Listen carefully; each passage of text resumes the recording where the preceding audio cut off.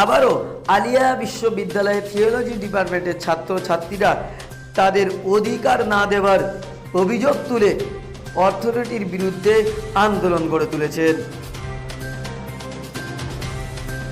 Authority জবাব দাও, hostel ও canteen সম্পূর্ণ এখনো পর্যন্ত হলো না কেন? অথরিটি জবাব দাও।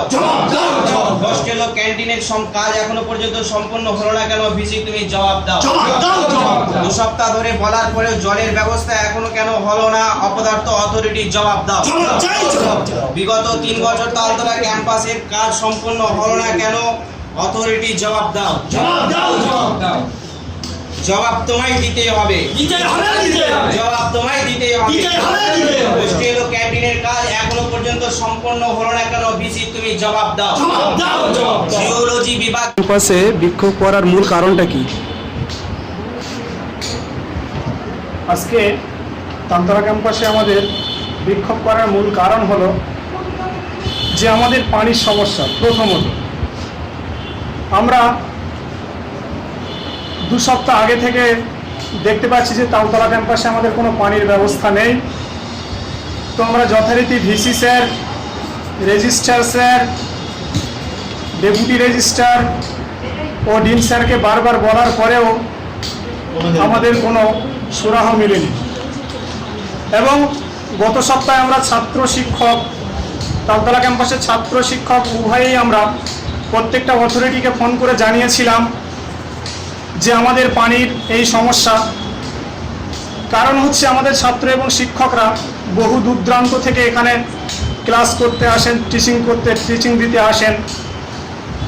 তো আমরা যখন বাড়ি থেকে এসে দেখি টয়লেটে গিয়ে যে টয়লেটে কোনো জলের ব্যবস্থা নেই, আমরা একটু মুখ হাত ধোবো তার জন্য আমাদের কোনো পানি নেই, তখন আমরা খুব অস্বস্তিকর বলে মনে করি। অবশ্যই এটা আমাদের জন্য খুবই অস্বস্তিকর জিনিস যে আমাদের অনেক ছাত্রছাত্রী অনেক দূর দূরান্ত থেকে আসে, তারা টোটাল এসে এখানে কোনো পানি পায় না।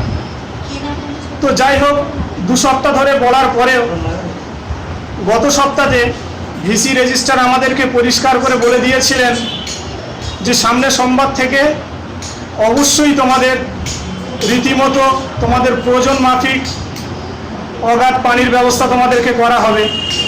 কিন্তু না, আমরা আজকে এসে দেখতে পেলাম যে পূর্বে 2 সপ্তাহ যেরকম যা অবস্থা ছিল, যে সিচুয়েশান ছিল, যে পানির সমস্যা, আমরা আজকেও এসে ঠিক একই জিনিস দেখতে পেলাম। সেই অবস্থায় বহাল আছে।